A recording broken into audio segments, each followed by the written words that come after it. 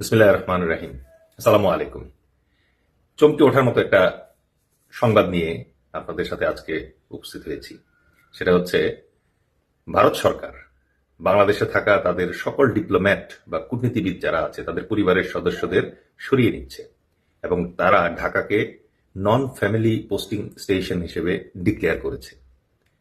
এইটার ডিকোডিংটা বোঝার চেষ্টা করি আমরা।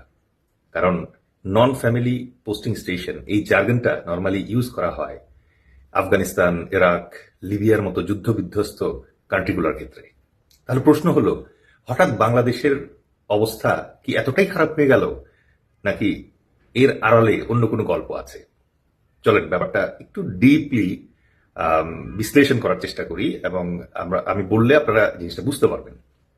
আপনি হয়তো ভাবছেন যে এটা একটা সাধারণ নিরাপত্তা সতর্কতা, তাই না? কিন্তু এই যে ছোট্ট একটা তকমা বা লেভেল কিভাবে একটা দেশের অর্থনীতি আর সার্বভৌমত্বকে ধসিয়ে দিতে পারে, তা কি আপনি কখনো ভেবে দেখেছেন? চলেন আমরা ইতিহাস, ক্রনোলজি, ভূ রাজনৈতিক কৌশলের চশমা দিয়ে ব্যাপারটা দেখার চেষ্টা করি। এটা কি শুধুই নিরাপত্তা, নাকি একটা পরিকল্পিত pattern of operation?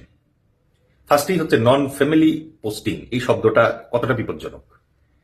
Diplomatic ডিকশনারিতে non family posting কোনো সাধারণ শব্দ না। এটা সেই সব দেশের ক্ষেত্রে ব্যবহার করা হয় যেখানে গৃহযুদ্ধ চলছে বা রাষ্ট্র ব্যবস্থা ভেঙে পড়ছে, যেমন ইরাক অথবা সিরিয়া। কিন্তু বাংলাদেশে কি এই মুহূর্তে কোনো যুদ্ধ চলছে? না। বাংলাদেশে কি এই মুহূর্তে কোনো দাঙ্গা চলছে? না। তাহলে এই তকমা কেন? কারণ ইতিহাস বলছে 1970-এর দশক থেকে দক্ষিণ এশিয়ায় ভারত যেভাবে প্রতিবেশী দেশগুলোর সাথে, যেমন নেপাল এবং শ্রীলঙ্কা, তাদের উপরে প্রভাব বিস্তার করেছে, সেইখানে এই প্যাটার্নটা বেশ কমন। ফার্স্টে ন্যারেটিভ তৈরি করো, তারপর প্রেশার দাও। যখন আপনি একটি দেশকে ঝুঁকিপূর্ণ তকমা দিয়ে সারা বিশ্বের কাছে পরিচয় করিয়ে দেন, আপনি তখন বিশ্বের কাছে সেই দেশের বৈধতাকে প্রকারান্তে দুর্বল করে দেন। এবার আসি 2 নম্বর পয়েন্ট, টাইমিং। যখন ক্যালেন্ডারি রাজনৈতিক অস্ত্র। ক্রোনোলজিটা বোঝার চেষ্টা করুন। এই আসন্ন নির্বাচনের ঠিক কয়েক সপ্তাহ আগে এই ডিক্লারেশন কেন? এটা আরো আগে কিংবা নির্বাচনের পরে না কেন? কারণ নির্বাচন মানেই যে কোনো দেশের জন্য একটা অস্থির সময়। এই সময় বাজার নার্ভাস থাকে, বিদেশি মিশনগুলো হাইপার সেন্সিটিভ থাকে, আর ভারত ঠিক এই দুর্বল মুহূর্তে আমাদেরকে এবং সারা বিশ্বকে একটা সিকিউরিটি অ্যালার্ট বা নিরাপত্তা সিগন্যাল পাস করলো। এর মানে কি? এর মানে হলো ভারত সরাসরি কোনো হস্তক্ষেপ করলো না, কিন্তু সারা বিশ্বকে যে জিনিসটা জানিয়ে দেওয়ার চেষ্টা করলো সেটা হচ্ছে বাংলাদেশ এখন একটা রিস্কি দেশ, বাংলাদেশ এখন একটা ঝুঁকিপূর্ণ দেশ।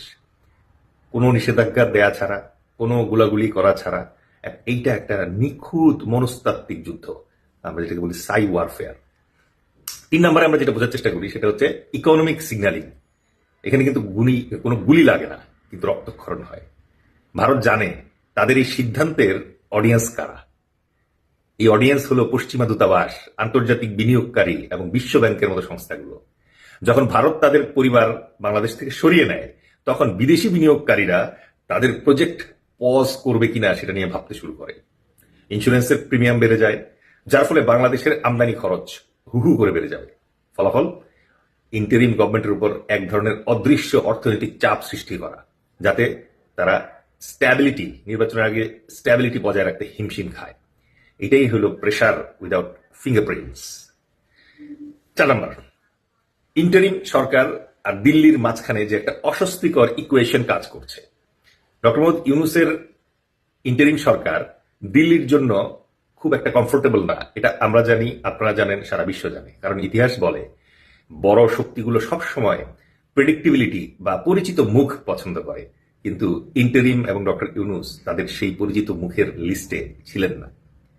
ভারত গত 15 বছর যাদের সাথে কাজ করেছে তাদের বদলে এই নতুন এবং স্বাধীন চেতা একটা সরকারকে তারা পুরোপুরি নিয়ন্ত্রণ করতে পারছে না। তাই পরিবার প্রত্যাহারের এই নীরব বার্তাটি আসলে ঢাকার নীতি নির্ধারকদের উদ্দেশ্যে একটা হুমকি স্বরূপ। তারা বলতে চাইছে, আমরা নজর রাখছি এবং আমরাই ঠিক করব তোমাদের নিরাপত্তা পরিস্থিতি কেমন। এবার সে 5 নম্বরে হাসিনা ফ্যাক্টর। এই পয়েন্টটা নিয়ে কেউ মুখ খুলতে চায় না।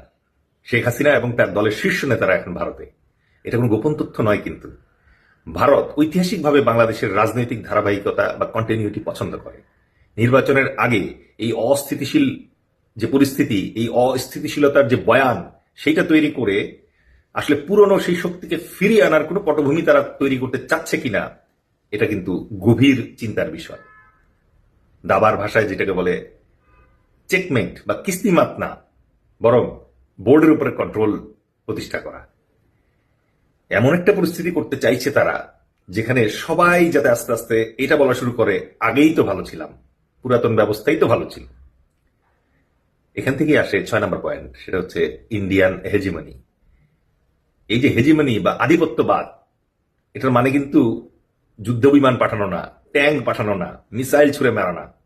আধিপত্যবাদ মানে হচ্ছে প্লসিবল ডিনায়াবিলিটি, মানে এমন ভাবে ক্ষতি করা যাতে কেউ আঙ্গুল তুললে বলা যায় আমরা তো শুধু আমাদের ফ্যামিলিকে সেফ রাখতে চেয়েছি। আপনারা যদি স্মরণ করেন, নেপালে যে ব্লকেটটা কয়েকদিন আগে দেখলাম আমরা, শ্রীলঙ্কায় তামিল ইস্যুতে ভারত যা করেছিল, তার সাথে কিন্তু এই সিচুয়েশনের অদ্ভুত একটা মিল আছে। ভারত কখনো সরাসরি ভিলেন সাজতে চায় না, তারা পরিস্থিতির এমন একটা ন্যারেটিভ তৈরি করে যাতে প্রতিবেশী দেশ নিজেই আত্মসমর্পণ করতে বাধ্য হয়।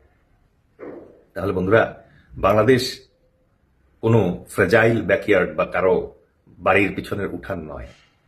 আমরা 1971-এ আমাদের সার্বভৌমত্ব অর্জন করেছি। আমরা কেয়ারটেকারের আমল দেখেছি, গ্লোবালাইজেশন দেখেছি। নির্বাচন একান্তই আমাদের আভ্যন্তরীণ বিষয়। আমাদের নিরাপত্তা কেমন হবে তার সার্টিফিকেট দেওয়ার একচেটিয়া অধিকার বিশ্বের আর কারো নেই। তাই আমাদেরকে সতর্ক থাকতে হবে। আমাদেরকে প্রমাণ করতে হবে যে ভারতের এই নিরাপত্তা ঝুঁকির যে বয়ান, এটি আসলে রাজনৈতিক নাটক। আমরা অবশ্যই সহযোগিতা চাই, কিন্তু কোনো হেজিমনি বা আধিপত্যবাদ 24 পরবর্তী বাংলা মেনে নেবে না। আপনার কি মনে হয়, ইন্ডিয়ার এই পদক্ষেপ কি আসলেই নিরাপত্তার জন্য, নাকি 2026-এর গণভোট আর নির্বাচনকে প্রভাবিত করার জন্যই একটা বিশাল মাস্টার প্ল্যান? এই ভিডিওর কমেন্টে আপনার মতামত জানান। আজকের জন্য এইটুকুই। ভালো থাকবেন। আসসালামু আলাইকুম।